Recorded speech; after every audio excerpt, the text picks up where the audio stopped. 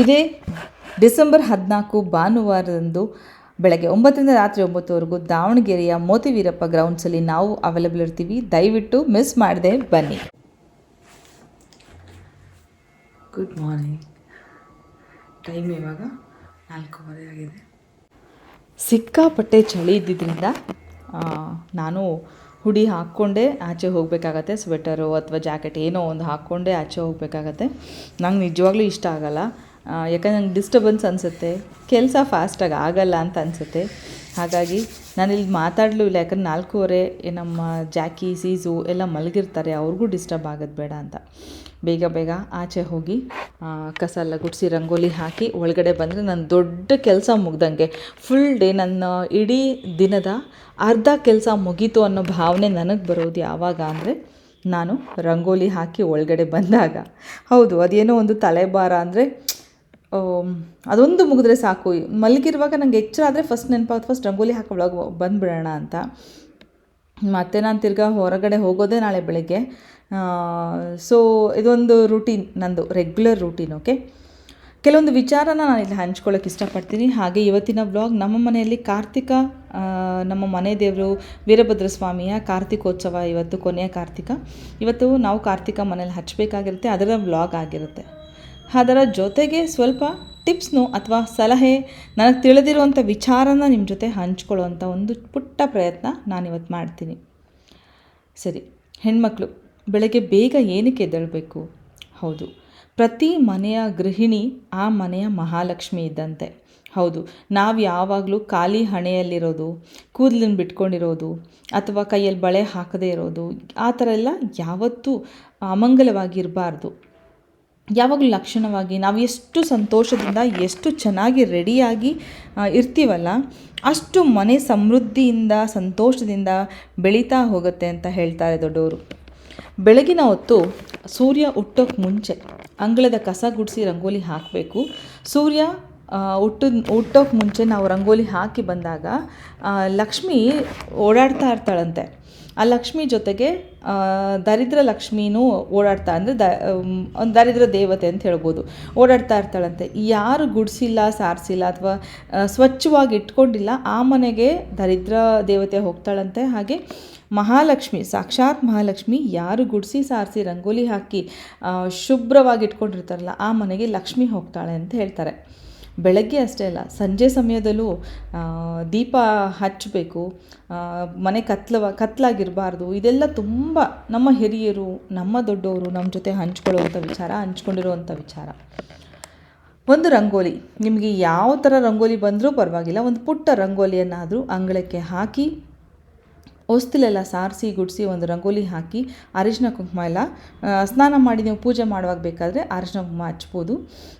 ಒಟ್ಟು ಸೂರ್ಯ ಹುಟ್ಟೋಕ್ಕೆ ಮುಂಚೆ ಎಲ್ಲ ನಮ್ಮ ತಾತನ ಮನೇಲಿ ಹೋದಾಗ ಗುಡಿಸಿ ಅಲ್ಲೇ ನೀರು ಹಾಕಿ ರಂಗೋಲಿ ಎಲ್ಲ ಹಾಕಿದ ತಕ್ಷಣ ರಂಗೋಲಿಗೆ ನಾವು ಒಂದು ಹೂ ಇಟ್ಟು ಬರಬೇಕಿತ್ತು. ಓಡಿಸೋರು ಒಳಗಿಂದ ಹೂ ಕೊಟ್ಟು ಹೋಗಿ ಹೂ ಇಟ್ಟು ಬನ್ನಿ ಅಂತ. ಹೊಸ್ತಿಲಕ್ಕೆ ಹೂ ಇಟ್ಟು ರಂಗೋಲಿ ಮೇಲೆ ಒಂದು ಹೂ ಇಟ್ಟು ಬರಬೇಕಿತ್ತು. ನಾವು ಅವಾಗೆಲ್ಲ ಗೊತ್ತಾಗ್ತಾ ಇರಲಿಲ್ಲ, ಅಂದರೆ ತಿಳ್ಕೊಂಡಿರಲಿಲ್ಲ ಕರೆಕ್ಟಾಗಿ. ಬರ್ತಾ ಅನಿಸುತ್ತೆ, ಹೌದಲ್ಲ, ಮನೆಯೇ ಮೊದಲ ಪಾಠಶಾಲೆ. ನಮ್ಮ ಮನೆಯಲ್ಲಿ ಮುಂಚಿಂದನೂ ತಾತನ ಕಾಲದಿಂದನೂ ಹೇಳ್ಕೊಡ್ತಾ ಇದ್ದಿದ್ದೇನು ಅದನ್ನೇ ನಾವು ಅಲ್ವಾ ಈಗ ರೂಢಿಸ್ಕೊಂಡಿರೋದು. ಅದಕ್ಕೆ ನಮ್ಮನ್ನು ನೋಡಿ ನಮ್ಮ ಮಕ್ಕಳು ಕಲಿಯೋದು ಹೆಚ್ಚು. ಹಾಗಾಗಿ ನಾವು ಒಂದು ಒಳ್ಳೆ ಎಕ್ಸಾಂಪಲ್ನ ಸೆಟ್ ಮಾಡಬೇಕು ನಮ್ಮ ಮಕ್ಕಳು ನೋಡಿ ಕಲ್ತ್ಕೊಳ್ಳೋಕ್ಕೆ ಅಂತ ನಾನು ಹೇಳ್ತೀನಿ. ನಿಮ್ಮ ಮನೇಲಿ ಯಾವಾಗಲೂ ಸಂಜೆ ಕತ್ಲಾಗುವಂಥ ಸಮಯ ಅಂದರೆ ಗೋಧೂಳಿ ಸಮಯದಲ್ಲೇ ಎಲ್ಲ ಮನೆ ಸ್ವಚ್ಛ ಮಾಡಿಕೊಂಡು ಮತ್ತೆ ಕಸ ಗುಡಿಸಿ ಆಚೆದೆಲ್ಲ ಬಿಸಾಕಬಾರ್ದು. ಸಂಜೆ ಟೈಮು ಗುಡಿಸಿ ನೀರು ಹಾಕೋದು ಅದೆಲ್ಲ ಮಾಡೋದಕ್ಕಿಂತ ಹೊಸ್ತಿಲ ಮೇಲೆ ನೀರನ್ನ ಹಿಂಗೆ ಪ್ರೋಕ್ಷಣೆ ಮಾಡಿ ನೀವು ದೇವ್ರ ದೀಪವನ್ನು ಹಚ್ಚಿ ಮನೆಯಲ್ಲಿ ಎಲ್ಲ ಕಡೆ ಲೈಟ್ ಇರೋ ಥರ ನೋಡ್ಕೊಳ್ಳಿ. ಅದರಲ್ಲೂ ಮನೆಯ ಮುಖ್ಯ ದ್ವಾರದಲ್ಲಿ ಯಾವಾಗಲೂ ಜ್ಯೋತಿ ಬೆಳಗ್ತಾ ಇರಬೇಕಂತೆ. ಕೆಲವ್ರು ಏನು ಮಾಡ್ತಾರೆ, ಕರೆಂಟ್ ಬಿಲ್ ಜಾಸ್ತಿ ಬರುತ್ತೆ ಅಂದ್ಕೊಂಡು ಹೊರಗಿನ ಲೈಟೇ ಹಾಕಲ್ಲ, ಸ್ಟ್ರೀಟ್ ಲೈಟಲ್ಲೇ ಜೀವನ ಮಾಡೋದು. ಹೊರಗಡೆ ಎಷ್ಟೇ ಕತ್ಲಿರಲಿ, ಹೆಚ್ಚು ಕಡಿಮೆ ಹುಳಗಳು ಇದ್ರೂ ಕೂಡ ನಮಗೆ ಗೊತ್ತಾಗಲ್ಲ, ಅಂಥ ಪರಿಸ್ಥಿತಿ ಇದ್ದರೂ ಕೂಡ ಹೊರಗಡೆ ಲೈಟ್ ಹಾಕಲ್ಲ. ಆ ಥರದ ಜನರಿಗೆ ನಾ ಏನೂ ಹೇಳೋಕ್ಕಾಗಲ್ಲ. ಬಟ್ ನಾವು ಒಂದೇ ಸಲಹೆ ಕೊಡೋದು, ಹೆಚ್ಚು ಮನೆಯಲ್ಲಿ ಗಾಳಿ ಬೆಳಕು ಎಷ್ಟು ಇರುತ್ತೋ ಅಷ್ಟು ಆ ಮನೆಯಲ್ಲಿ ಪಾಸಿಟಿವ್ ಎನರ್ಜಿ ಇರುತ್ತೆ, ಒಳ್ಳೆಯದಾಗುತ್ತೆ ಅಂತಲೇ ಹೇಳೋದು. ಸೊ ಸಂಜೆ ಟೈಮ್ ಎಲ್ಲ ಕಡೆ ದೀಪನ ಹಚ್ಬಿಟ್ಟು ಲೈಟ್ಸ್ ಆನ್ ಮಾಡಿ ದೇವ್ರ ಮುಂದೆ ದೀಪನ ಹಚ್ಚಿ ನೀವು ಆದಷ್ಟು ಈ ಥರ ನಡ್ಕೊಳ್ಳೋದನ್ನು ರೂಢಿ ಮಾಡ್ಕೊಳ್ಳಿ. ಸೊ ನನ್ನ ಬೆಳಗಿನ ರೂಟೀನ್ ಶುರುವಾಯಿತು. ಹಬ್ಬ ಇರಲಿ ಏನೇ ಇರಲಿ, ಗುಡಿಸಿ ಸಾರಿಸಿ ರಂಗೋಲಿ ಹಾಕಿ ಒಳಗಡೆ ಬಂದ ತಕ್ಷಣ ಮೊದಲು ಒಂದು ಎಳ್ನೀರಿದ್ದರೆ ಎಳ್ನೀರು ಕುಡಿತೀನಿ. ಎಳ್ನೀರು ಇಲ್ಲದೇ ಇರೋವಂಥ ದಿನಗಳಲ್ಲಿ ಖಾಲಿ ನೀರು ಅಂದರೆ ಪ್ಲೇನ್ ವಾಟರ್ನ ಫಸ್ಟ್ ಕುಡಿತೀನಿ. ಅದಾದ ನಂತರ ಡ್ರೈ ನಟ್ಸ್, ಸೀಡ್ಸ್ ಯಾವುದಾದ್ರೂ ಓಕೆ, ಕುಂಬಳಕಾಯಿ ಬೀಜ ಅಥವಾ ಈ ಸೂರ್ಯಕಾಂತಿ ಬೀಜ, ಅದು ಯಾವುದೂ ಇಲ್ಲ ಅಂದರೆ ವಾಲ್ನಟ್ ನೆನೆಸಿಟ್ಟಿರ್ತೀನಿ, ಬಾದಾಮ್ ನೆನೆಸಿಟ್ಟಿರ್ತೀನಿ. ನಾನು ಒಬ್ಬಳಿಗೆ ಅಲ್ಲ, ನಾನು ನಮ್ಮ ಮನೆಯವರು ಇಬ್ಬರು ರೆಗ್ಯುಲರಾಗಿ ರೂಢಿ ಮಾಡ್ಕೊಂಡಿರೋಂಥ ರೂಟೀನ್ ಇದು. ಇಬ್ಬರು ಬೆಳಗ್ಗೆ ಇದನ್ನು ಕುಡಿದು ಫಸ್ಟು ಒಂದು ಲಿಕ್ವಿಡ್ ಅಂದರೆ ನೀರು ಅಥವಾ ಎಳ್ನೀರನ್ನು ಕುಡಿದು ಆನಂತರ ಈ ನಟ್ಸನ್ನ ತಿಂತೀವಿ. ಆದಷ್ಟು ನೀವು ಬಳಸೋವಂಥ ಬೀಜಗಳನ್ನು ನೆನೆಸಿಟ್ಟು ತಿನ್ನೋದು ತುಂಬ ಒಳ್ಳೆಯದು. ಏನಕ್ಕೆ ಅಂತಂದರೆ ಅದರಲ್ಲಿರೋಂಥ ಪೌಷ್ಟಿಕಾಂಶ ಹೆಚ್ಚು ನಮ್ಮ ದೇಹದಲ್ಲಿ ಒಳ್ಳೆಯ ರೀತಿಯಲ್ಲಿ ಅಬ್ಸಾರ್ಬ್ ಆಗಬೇಕು ಅಂತಂದರೆ ನೀವು ಅದನ್ನು ನೆನೆಸಿಟ್ಟು, ರಾತ್ರಿ ನೆನೆಸಿಟ್ಟು ಬೆಳಗ್ಗೆ ತಿನ್ನೋದೇ ತುಂಬಾ ಒಳ್ಳೆಯದು ಅಂತ ನಾನು ಹೇಳ್ತೀನಿ. ಸೊ ಇಲ್ಲಿ ಎಳ್ನೀರು ಇಟ್ಟಿದ್ದೀನಿ. ಎಳ್ನೀರು ಕುಡಿದು ನನ್ನ ರುಟೀನ್ ಶುರುವಾಗುತ್ತೆ.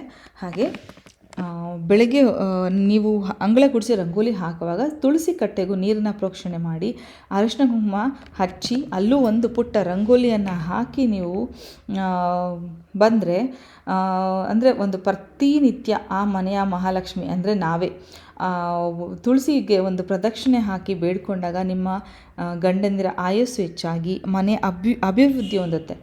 ಮಕ್ಕಳು ವಿದ್ಯಾಭ್ಯಾಸದಲ್ಲಿ ತುಂಬ ಚೆನ್ನಾಗಿ ಚುರುಕಾಗ್ತಾರೆ. ಯಾವುದನ್ನು ನಾವು ಪ್ರಯತ್ನ ಮಾಡಲ್ಲ, ಆದರೆ ಎಲ್ಲ ಆಗಬೇಕು ಅಂತ ಅಂದ್ಕೊಳ್ಳೋ ಎಷ್ಟೋ ಹೆಣ್ಮಕ್ಳಿಗೆ ಒಂದು ಕಿವಿ ಮಾತು ಹೇಳ್ತೀನಿ, ಕಷ್ಟಪಡದೆ ಸುಖ ಇಲ್ಲ. ಯಾರೇ ಆಗಲಿ, ಇವತ್ತು ಯಾರನ್ನೇ ತಗೊಳ್ಳಿ ನೀವು, ಮಾರ್ಕ್ ಜುಕರ್ಬರ್ಗ್ ಇರ್ಬೋದು ಅಥವಾ ನಮ್ಮ ದೇಶದಲ್ಲೇ ತುಂಬ ಅಗರ್ಭ ಶ್ರೀಮಂತರಾದಂಥ ಅಂಬಾನೀಸ್ ಇರ್ಬೋದು, ಯಾರೂ ಕಷ್ಟಪಡದೆ ಮೇಲೆಗೆ ಬಂದಿಲ್ಲ. ಅವ್ರ ತಂದೆ ಕಾಲದಿಂದಲೂ ಕಷ್ಟಪಟ್ಟು ಒಂದೊಂದೇ ಮೆಟ್ಲು ಹತ್ಕೊಂಡು ಇವತ್ತು ಈ ಮಟ್ಟಕ್ಕೆ ಎಲ್ಲರೂ ಬೆಳೆದಿದ್ದಾರೆ. ನಾವು ಅಷ್ಟೇ, ಏನಾದರೂ ಒಂದು ಒಳ್ಳೇದು ಬೇಕು ಅಂದರೆ ಒಂಚೂರು ಮೈ ಬಗ್ಸಿ ಕೆಲಸ ಮಾಡೋದ್ರಲ್ಲಿ ತಪ್ಪಿಲ್ಲ. ಆದರೆ ಒಂದು ಹೇಳ್ತೀನಿ, ಹೆಣ್ಮಕ್ಳು ಯಾರ ಮನೆಯಲ್ಲಿ ಸೂರ್ಯ ಹುಟ್ಟಿದ ಮೇಲೂ ಇನ್ನೂ ಮಲಗಿರ್ತಾರೋ ಅಂಥ ಮನೇಲಿ ಯಾವತ್ತಿಗೂ ಒಳಿತಾಗಲ್ಲ. ಹಣ ಬಂದರೆ ನೆಮ್ಮದಿ ಇರಲ್ಲ, ನೆಮ್ಮದಿ ಇತ್ತು ಅಂದರೆ ಹಣ ಇರಲ್ಲ, ಹಣ ಎರಡೂ ಇತ್ತು ಅಂದರೆ ಆರೋಗ್ಯ ಇರಲ್ಲ. ಈ ಥರ ಏನಾದರೂ ಒಂದು ಸಮಸ್ಯೆ ಆ ಮನೇಲಿ ಕಾಡ್ತಾನೆ ಇರುತ್ತೆ. ಆದಷ್ಟು ನಮ್ಮ ಒಂದು ಏನು ಹೇಳ್ತೀವಿ ರೆಸ್ಟಿಂಗ್ ಟೈಮ್ ಇರುತ್ತೆ, ಅದನ್ನು ಸ್ವಲ್ಪ ಕಡಿಮೆ ಮಾಡ್ಕೋಬೇಕು. ಬೇಗ ಎದ್ದು ಆ ಕೆಲಸನೆಲ್ಲ ಹೊರಗಡೆ ಗುಡಿಸಿ ರಂಗೋಲಿ ಹಾಕಿ ಒಳಗಡೆ ಬಂದು ನೀವು ಮುಂದಿನ ಕೆಲಸ ಕಾರ್ಯಗಳಲ್ಲಿ ತೊಡಕೋಬೋದು. ನನಗೆ ನಿಜವಾಗ್ಲೂ ಹೇಳ್ತೀನಿ, 6 ಗಂಟೆ ತನಕ ಯಾವತ್ತಾದರೂ ಮಲಗಿದರೆ ಏನೋ ದೊಡ್ಡ ಪಾಪ ಮಾಡಿಬಿಟ್ಟಿದ್ದೀನಿ ಅನ್ನೋ ಒಂದು ಪಾಪ ಪ್ರಜ್ಞೆ ಕಾಡುತ್ತೆ. ಅದು ಕೂಡ ತಪ್ಪು. ಯಾಕಂದರೆ ಆರೋಗ್ಯ ಸರಿ ಇಲ್ಲದೆ ಇರುವಾಗ, ಏನೋ ಸ್ವಲ್ಪ ಏರುಪೇರುಗಳಾದಾಗ, ರಾತ್ರಿ 12 ಗಂಟೆ 1 ಗಂಟೆಗೆ ಎಲ್ಲಿಂದನೋ ಬಂದು ಮಲಗಿದಾಗ ಲೇಟ್ ಆದರೆ ಏನೂ ತಪ್ಪಿಲ್ಲ. ಆ ಥರನೂ ನಾನು ಟೆನ್ಷನ್ ಮಾಡ್ಕೊಳ್ಳೋದು ತಪ್ಪು ಅಂತಲೇ ಹೇಳ್ತೀನಿ. ಆದರೆ ಆದಷ್ಟು ಪ್ರತಿದಿನ ಸೂರ್ಯ ಹುಟ್ಟಕ್ಕೆ ಮುಂಚೆ ಎದ್ದು ನೀವು ಗುಡಿಸಿ ಸಾರಿಸಿ ರಂಗೋಲಿ ಹಾಕಿ ಸ್ನಾನ ಮಾಡಿ ದೇವ್ರ ಪೂಜೆ ಮಾಡಿ. ದೇವ್ರ ಪೂಜೆ ಮಾಡೋದು ಅಂತಂದರೆ ಪ್ರತಿದಿನ ಎಲ್ಲ ದೇವ್ರನ್ನ ನೀವು ತಿಕ್ಕಿ ತೊಳೆದು ಪೂಜೆ ಮಾಡಬೇಕಂತೇನಿಲ್ಲ. ಸಮಯ ಇಲ್ಲ, ಆಫೀಸ್ಗೆ ಹೋಗ್ಬೇಕಾ, ದೇವರನ್ನು ಹೂ ಬದಲಾಯಿಸಿ ದೀಪ ಹಚ್ಚಿ.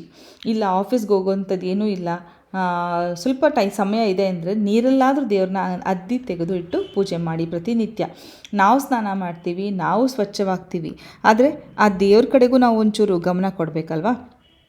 ಸೊ ದೇವರನ್ನು ಕೂಡ ನೀರಲ್ಲಿ ಅದ್ದಿ ಒಂದು ಅರಿಶಿನ ಕುಂಕುಮ ಗಂಧ ಹಾಕಿ ಒಂದೊಂದು ಹೂವು ಏರಿಸ್ಬಿಟ್ಟು ಪೂಜೆ ಮಾಡಿದರೆ ಸಾಕು. ಆದರೆ ಇನ್ನೂ ಒಂದು ಮಾತು ಹೇಳ್ತೀನಿ, ಏನೂ ಸಾಧ್ಯ ಇಲ್ಲ ನನ್ನ ಕೈಲಿ ಮಾಡಲಿಕ್ಕೆ ಅಂದರೆ ದೀಪ ಹಚ್ಬಿಟ್ಟು 2 ಗಂಧದ ಕಡ್ಡಿ ಹಚ್ಚೋದಾದರೂ ರೂಢಿ ಮಾಡ್ಕೊಳ್ಳಿ. ಆಗ ನಿಮಗೆ ಗೊತ್ತಾಗುತ್ತೆ, ಮನೆಯಲ್ಲಿ ಆ ಎನರ್ಜಿ ನೀವು ಫೀಲ್ ಮಾಡ್ತೀರ. ಆದಷ್ಟು ನಿಮ್ಮ ಮನೆಯಲ್ಲಿ ಎಲ್ಲಿ ಬೇಕೋ ಅಲ್ಲಿ ಸಾಮಾನುಗಳು ಕೈಗೆ ಕಾಲಿಗೆ ಸಿಗೋ ಥರ ಇಟ್ಕೊಳ್ಳದೆ ಮನೆಯನ್ನು ಆದಷ್ಟು ಖಾಲಿ ಅಂದರೆ ಸ್ವಚ್ಛವಾಗಿ ಕಡಿಮೆ ಸಾಮಾನುಗಳನ್ನು ಇಟ್ಕೊಂಡು ನೀವು ಆ ಮನೆಯಲ್ಲಿ ಪೂಜೆ ಪುನಸ್ಕಾರಗಳು ನಡೆಸ್ಕೋತಾ ಬನ್ನಿ. ಕುತ್ಕೊಳ್ಳೋಕ್ಕೊಂದು ಆನಂದ ಅನಿಸುತ್ತೆ. ಎಲ್ಲಿಂದನೂ ಆಚೆಯಿಂದ ಬಂದಾಗ ನಮ್ಮ ಮನೆಗೆ ಹೋದರೆ ಸಾಕಪ್ಪ, ನಮ್ಮ ಮನೇಲಿ ಕುತ್ಕೊಂಡ್ರೆ ಸಾಕಪ್ಪ ಅಂತ ಮನಸ್ಸು ಅನ್ನಿಸ್ತಾ ಇರುತ್ತೆ. ಹೌದು, ಇದೆಲ್ಲ ಆ ಪಾಸಿಟಿವ್ ಎನರ್ಜಿಯಿಂದನೇ ನಾವು ಈ ಒಂದು ಭಾವನೆಯನ್ನು ಅನುಭವಿಸ್ತೀವಿ ಅಂತಲೇ ಹೇಳ್ಬೋದು. ಇಲ್ಲಿ ನೀವು ನೋಡ್ತಾ ಇದ್ದೀರಾ, ಒಂದು ಪಾತ್ರೆಯಲ್ಲಿ ನೀರು ತೊಗೊಳ್ತಾ ಇದ್ದೀನಿ. ಇದು ನಮ್ಮದು ಡಿಟಾಕ್ಸ್ ಡ್ರಿಂಕ್. ಪ್ರತಿದಿನ ನಾವೇನು ಕುಡಿತೀವಿ ಮನೆಯಲ್ಲಿ ಅಂದರೆ, ಒಂದು ದಿನ ಜೀರಿಗೆ ಪುಡಿ ಹಾಕಿ ಕುದಿಸ್ತೀನಿ, ಇನ್ನೊಂದು ದಿನ ಅಜ್ವಾಯಿನ, ಇನ್ನೊಂದು ದಿನ ಈ ರೀತಿ ಮಾಡಿಟ್ಕೊಂಡಂಥ ಹಸಿ ಅರಿಶಿನದ್ದು. Hello, good morning. ಬನ್ನಿ, ಇವತ್ತು ಕಾರ್ತಿಕ ಪೂಜೆ ಹೇಗಾಗುತ್ತೆ, ಏನು ನೈವೇದ್ಯಕ್ಕೆ ಏನು ಮಾಡ್ಕೊಳ್ತೀನಿ, ರೆಸಿಪಿ ಜೊತೆಗೆ ಇದು ಕಂಟಿನ್ಯೂ ಆಗುತ್ತೆ. ಮೇ ಬಿ ಒಂದು ದಿನಕ್ಕಾಗ್ತದೆ, 2 ದಿನ ನಾನು ಇದನ್ನು ಶೇರ್ ಮಾಡ್ಕೊಳಕ್ಕೆ ಇಷ್ಟಪಡ್ತೀನಿ. ಸೊ ಒಂದಷ್ಟು ಮಾತುಗಳಿರುತ್ತೆ, ಒಂದಷ್ಟು ವಿಚಾರಗಳನ್ನು ತಿಳಿಸೋದಿರುತ್ತೆ, ಅದ್ರ ಜೊತೆಗೆ ರೆಸಿಪಿ ಇರುತ್ತೆ. ಹಾಗೆ ಕಾರ್ತಿಕೋತ್ಸವ, ನಮ್ಮ ಮನೆ ದೇವ್ರದ್ದು ಕೊನೆಯ ಕಾರ್ತಿಕ ಇವತ್ತು ನಾವು ಮನೇಲಿ ಮಾಡ್ತಾ ಇದ್ವಿ. ಬನ್ನಿ, ಥ್ರೂ ಔಟ್ ದ ಡೇ ವಿಡಿಯೋನ ನೋಡಿ, ಇಷ್ಟ ಆದರೆ ಗೊತ್ತಲ್ಲ, ಪ್ಲೀಸ್ ಒಂದು ಲೈಕ್ ಮಾಡಿ. ಒಂದು ಚಿಕ್ಕ ಕಪ್ಪಷ್ಟು ಹೆಸರು ಬೇಳೆ, ನಾನಿಲ್ಲಿ ಹುರಿದಿರೋ ಹೆಸರು ಬೇಳೆನ ಬೇಯಲಿಕ್ಕೆ ಇಟ್ಟಿದ್ದೀನಿ. ಒಂದು ಚಿಟಕಿ ಉಪ್ಪು ಹಾಕಿ, ಸೊ ಇದು ವಿಶಲ್ ಬರೋ ಅಷ್ಟರಲ್ಲಿ ದೇವ್ರ ಮನೆ ಎಲ್ಲ ಅರೇಂಜ್ ಮಾಡ್ಕೊತೀನಿ ಪೂಜೆಗೆ. ಬನ್ನಿ, ಪೂಜೆ ಮಾಡ್ತಾ ನಿಮ್ಮ ಜೊತೆ ಮಾತಾಡ್ತೀನಿ. ಒಮ್ಮೊಮ್ಮೆ ಎಷ್ಟೋ ಸಲ ಎಲ್ಲ ಸರಿ ಇದೆ ಅಂತ ಅಂದ್ಕೊಂಡ್ರು ಮನೇಲಿ ಏನೋ ಒಂದು ರೀತಿ ನೆಮ್ಮದಿ ಇರಲ್ಲ, ಮಕ್ಕಳು ಓದ್ತಾ ಇರಲ್ಲ, ಏನೋ ಒಂದು ರೀತಿ ಆರೋಗ್ಯದ ಸಮಸ್ಯೆಗಳು, ಪ್ರತಿಯೊಬ್ಬರಿಗೂ ಒಂದಲ್ಲ ಒಂದು ರೀತಿಯಲ್ಲಿ ಸಮಸ್ಯೆ ಕಾಡ್ತಾನೇ ಇರುತ್ತೆ. ಅದೆಲ್ಲ ಯೋಚಿಸ್ದಾಗ ಅನಿಸೋದು, ಯಾಕೆ ಈ ರೀತಿ ಆಗ್ತಾಯಿದೆ, ಏನು ಮಾಡಬೇಕು. ಕೆಲವರಂತೂ ಸ್ವಾಮಿಗಳನ್ನು ಹೋಗಿ ಕೇಳೋದು, ದೇವಸ್ಥಾನಗಳಿಗೆ ಹರಕೆಗಳನ್ನು ಕಟ್ಕೊಳ್ಳೋದೆಲ್ಲ ಮಾಡ್ತಾ ಇರ್ತೀವಿ. ನಾನು ಹೇಳೋದೇನೆಂದರೆ, ಮನೆಯಲ್ಲಿ ಮಾಡುವಂಥ ಮೊದಲ ಪ್ರಯತ್ನಗಳನ್ನೆಲ್ಲ ಮಾಡಿದ ನಂತರ ನೀವು ಈ ರೀತಿ ಪ್ರಯತ್ನಗಳನ್ನು ಮಾಡ್ಬೋದು. ಸಂಜೆ ಟೈಮು ಮನೆ ಕತ್ತಲಾಗಿಟ್ಕೊಳ್ಳೋದು, ಮಲಗೋದು, ಇದೆಲ್ಲ ಮಾಡಬೇಡಿ, ಒಳ್ಳೆಯದಲ್ಲ. ಹಾಗೆ ಎಷ್ಟೋ ಸಲ ನಾವೇನು ಮಾಡ್ತೀವಿ, ತಿಳಿದಿಲ್ದೇನೋ ಬಾಗಿಲ ಎದುರಿಗೆ ಚಪ್ಪಲಿಗಳನ್ನು ಬಿಡೋದು, ಕಸ ಗುಡಿಸೋಂಥ ಪೊರ್ಕೆನ ಬಾಗಿಲ ಎದುರುಗಡೆ ಹಾಕೋದು, ಇದೆಲ್ಲ ಮಾಡ್ತಾ ಇರ್ತೀವಿ. ಇದೆಲ್ಲ ಏನು ಮಾಡುತ್ತೆ, ನಮ್ಮ ಮನೆಗೆ ಬರುವಂಥ ಪಾಸಿಟಿವ್ ಎನರ್ಜೀಸ್ನ ಬ್ಲಾಕ್ ಮಾಡ್ತಾ ಇರುತ್ತೆ. ಏನೋ ಒಳ್ಳೇದಾಗತ್ತೆ ಅಂತ ಅಂದ್ಕೊಂಡು ನಾವು ಇದು ಮಾಡ್ತಾ ಇರುವಾಗ ಈ ರೀತಿ ಗೊತ್ತಿಲ್ಲದೇನೋ ಮಾಡೋವಂಥ ಚಿಕ್ಕ ಚಿಕ್ಕ ತಪ್ಪುಗಳೇನು ಮಾಡುತ್ತೆ, ನಮ್ಮ ಮನೆಗೆ ಒಳ್ಳೆಯದಾಗೋದನ್ನ ತಡೀತಾ ಇರುತ್ತೆ. ಸೊ ಪ್ರತಿದಿನ 5:00 ಪೂಜೆ ಮಾಡ್ತೀನಿ, 5 ಗಂಟೆಗೆ ಪೂಜೆ ಮಾಡ್ತೀನಿ ಅಂತ ನಾನು ಹೇಳಲ್ಲ. ನನಗೆ ಸಮಯ ಆದಾಗ, ಅಂದರೆ 7 ಗಂಟೆಗೂ ಆಗುತ್ತೆ, ಒಮ್ಮೊಮ್ಮೆ 7:30 ಪೂಜೆ ಆಗುತ್ತೆ. ಆದರೆ ಈ ಧನುರ್ಮಾಸ ಬಂತು 16ನೇ ತಾರೀಕಿಂದ ಜಾನ್ವರಿ 14 ಸಂಕ್ರಾಂತಿವರೆಗೂ 1 ತಿಂಗಳು ಧನುರ್ಮಾಸ. ಸೂರ್ಯ ಹುಟ್ಟೋಕ್ಕೆ ಮುಂಚೆ ಪೂಜೆ ಮಾಡಬೇಕು. ಬ್ರಾಹ್ಮಿ ಮುಹೂರ್ತದ ಪೂಜೆ ತುಂಬಾ ಒಳ್ಳೆಯದು, ಅದರಲ್ಲೂ ಸೂರ್ಯ ಹುಟ್ಟೋಕ್ಕೆ ಮುಂಚೆ ಮಾಡಿ, ತಪ್ಪಿಲ್ಲ, ತುಂಬಾ ಒಳ್ಳೆಯದು. ಅದು ಕೂಡ ಧನುರ್ಮಾಸದ ಪೂಜೆನ ಹರಕೆ ಹೊತ್ತು ಅಂದರೆ ಏನಾದರೂ ಒಂದು ಮನಸ್ಸಲ್ಲಿ ಸಂಕಲ್ಪ ಮಾಡ್ಕೊಂಡು ನೀವು ಮಾಡಿದ್ರೆ ತುಂಬ ಒಳ್ಳೆಯದಾಗತ್ತೆ. ಪ್ರಯತ್ನ ಮಾಡಿ, ಮಾಡ್ದೇ ಏನೂ ಆಗಲೇ ಇಲ್ಲ ಅಂತ ಅಂದ್ಕೊಳ್ಳೋದು ಬೇಡ. ತಿಂಡಿಗೆ ನಾನಿಲ್ಲಿ ಆಲೂ ಪೂರಿ ಮಾಡ್ತಾಯಿದ್ದೀನಿ. ಆಲೂ ಪೂರಿ ಅಂದರೆ ಮಸಾಲ ಪೂರಿ ಥರ, ಅಂದರೆ ಪೂರಿ, ನಾರ್ಮಲ್ ಪೂರಿ. ಅದಕ್ಕೆ ಗೋಧಿ ಹಿಟ್ಟಿಗೆ ನಾನಿಲ್ಲಿ ಬೇಯಿಸಿರೋಂಥ 1 ಆಲೂಗಡ್ಡೆನ ಹಾಕಿ, ಅಜ್ವೈನ, ಜೀರಿಗೆ, ಖಾರದ ಪುಡಿ, ಕಸೂರಿ ಮೇಥಿ, ಕೊತ್ತಂಬರಿ ಸೊಪ್ಪು ಇಷ್ಟನ್ನು ಹಾಕ್ಬಿಟ್ಟು ಮಿಕ್ಸರ್ ಅಂದರೆ ಹಿಟ್ಟು ಕಲಸಿಟ್ಕೊಳ್ತೀನಿ ಪೂರಿಗೆ. ಪೂರಿ ರೆಸಿಪಿ ನಾನು ಕಂಪ್ಲೀಟಾಗಿ ಮಾಡೋದನ್ನು ತೋರಿಸಿಲ್ಲ, ಬಟ್ ಹೇಗೆ ಮಾಡೋದು ಅಂತ ಇಲ್ಲಿ ತೋರಿಸಿದ್ದೀನಿ. ಈ ಪೂರಿಗೆ ಹಾಗೇ ತಿನ್ಬೋದು, ಬಟ್ ಕಾಯಿ ಚಟ್ನಿ ಮಾಡಿದ್ದೆ, ತುಂಬ ಚೆನ್ನಾಗಿರುತ್ತೆ. ನಮ್ಮ ಮನೆಯವರು ಆಲೂಗಡ್ಡೆ ತಿನ್ನಲ್ಲ, ಆದರೆ ಅವ್ರಿಗೆ ಗೊತ್ತೂ ಆಗಿಲ್ಲ. ಈ ವಿಡಿಯೋ ನೋಡಿದ್ರೆ ಗೊತ್ತಾಗುತ್ತೆ ನಾನು ಆಲೂಗಡ್ಡೆ ಹಾಕಿದ್ದೀನಿ ಅಂತ. ಪೂರಿ ಒಳಗೆ ಹಾಕಿದ್ದೆ ನಾನು ಆಲೂಗಡ್ಡೆನ. ತುಂಬ ಚೆನ್ನಾಗಿರುತ್ತೆ, ತುಂಬ ಟೇಸ್ಟಿಯಾಗಿರುತ್ತೆ. ಮಕ್ಕಳಂತೂ ಎಂಜಾಯ್ ಮಾಡ್ತಾರೆ. ಮನೇಲಿ ಮಾಡಿರುವಂಥ ಟೊಮೆಟೊ ಕೆಚಪ್ ಇದ್ದರೆ ಅದನ್ನು ಹಾಕ್ಕೊಡಿ, ತುಂಬ ಎಂಜಾಯ್ ಮಾಡ್ಕೊಂಡು ಮಕ್ಕಳು ತಿಂತಾರೆ ಅಂತಲೇ ಹೇಳ್ಬೋದು. ತುಂಬ ಸಾಫ್ಟಾಗಿ, ಏನೋ ಡಿಫ್ರೆಂಟಾಗಿ ಬರುತ್ತೆ ಈ ಪೂರಿ. ಸ್ವಲ್ಪ ಖಾರದ ಪುಡಿ ಹಾಕೋದ್ರಿಂದ ಕೆಂಪಗೂ ಇರುತ್ತೆ ಪೂರಿ. ಸೊ ಈ ರೆಸಿಪಿ ಬಗ್ಗೆ ನಾನು ಹೇಳ್ತಾ ಇಲ್ಲ, ಇವತ್ತು ಕಂಪ್ಲೀಟ್ ನನ್ನ ರುಟೀನ್ ಇರುತ್ತೆ. ಹಾಗೆ ಈ ರುಟೀನ್ ನಾಳೆಗೂ ಕೂಡ ಕಂಟಿನ್ಯೂ ಆಗುತ್ತೆ. ಹಬ್ಬದ ಅಡುಗೆ ಹೇಗಾಯಿತು, ಕಾರ್ತಿಕ ಹೇಗೆ ಹಚ್ಚಿದ್ವಿ, ಎಲ್ಲದನ್ನು ನಿಮ್ಮ ಜೊತೆ ಹಂಚ್ಕೊಳ್ತೀನಿ. ಅದೆಲ್ಲದ್ರ ಜೊತೆಗೂ ತುಂಬ ಮನಸ್ಸು ಮುಟ್ಟುವಂಥ ಕೆಲವೊಂದು ವಿಚಾರಗಳನ್ನು ನಾನು ನಿಮ್ಮ ಜೊತೆ ಮಾತಾಡಬೇಕಂತಿದ್ದೀನಿ, ಹೇಳಬೇಕು ಅಂತ. ಸೊ ಅದನ್ನು ಕೂಡ ನಾಳೆ ನಿಮಗೆ ನೋಡ್ಲಿಕ್ಕೆ ಸಿಗುತ್ತೆ. ಮಿಸ್ ಮಾಡದೆ ನಾಳೆ ವ್ಲಾಗ್ನ ನೋಡಿ ಅಂತ ಹೇಳ್ತೀನಿ. ಸೊ ಇದಕ್ಕೆ 1-2 ಚಮಚದಷ್ಟು ಎಣ್ಣೆ ಹಾಕ್ಕೊಳ್ಳಿ. ಎಣ್ಣೆ ಹಾಕ್ಕೊಂಡ್ರೆ ಸ್ವಲ್ಪ ಸಾಫ್ಟಾಗಿ ಬರುತ್ತೆ ಅಂತ ಅಷ್ಟೇ. ಎಣ್ಣೆ ಹಾಕ್ಬಿಟ್ಟು ಆನಂತರ ಇದನ್ನು ಕಲಿಸ್ಕೊಳ್ಳಿ. ಸುಮಾರು ಜನ ಈ ಆಟ ನೀಡಿಂಗ್ ಜಾರ್ ಬಗ್ಗೆ ಕೇಳ್ತಾ ಇರ್ತೀರ. ಇದು ಪ್ರೀತಿ ಝೋಡಿಯಾಕ್ ಮಿಕ್ಸರ್ ಗ್ರೈಂಡರ್ ನಾನು ತೊಗೊಂಡಿದ್ದು ಸುಮಾರು 8-9 ವರ್ಷದ ಹಿಂದೆ. ಸೊ ಈ ಜಾರ್ ಕೂಡ ನಾನು ಆವಾಗೇ ತೊಗೊಂಡಿದ್ದು. ಅದು ಯಾವಾಗ ಮಾರ್ಕೆಟಿಗೆ ಬಂತು, ಈ ಥರ ಬೆನಿಫಿಟ್ಸ್ ಇದೆ ಅಂತ ಗೊತ್ತಾಯಿತು, ಆವಾಗಿಂದಲೇ ನಾನು ಇದನ್ನು ಯೂಸ್ ಮಾಡ್ತಾಯಿದ್ದೀನಿ. ತುಂಬ ಚೆನ್ನಾಗಿ ಬಳಕೆ ಬಂದಿದೆ ನನಗೆ. ಇನ್ನು ಇದು ಹಿಂಗೆ ಮಿಕ್ಸರ್ ತುಂಬ ಹಾಳಾಯಿತು ಅಂದರೆ, 10 ವರ್ಷ ಆಗಕ್ಕೆ ಬಂತಲ್ಲ, ಇನ್ನು ಹಾಳಾಯಿತು ಅಂದರೆ ಮಾತ್ರ ನೆಕ್ಸ್ಟು ನಾನು ಮಿಕ್ಸರ್ ಗ್ರೈಂಡರ್ ತೊಗೊಳ್ಳೋದು ಅಂದ್ಕೊಂಡಿದ್ದೀನಿ.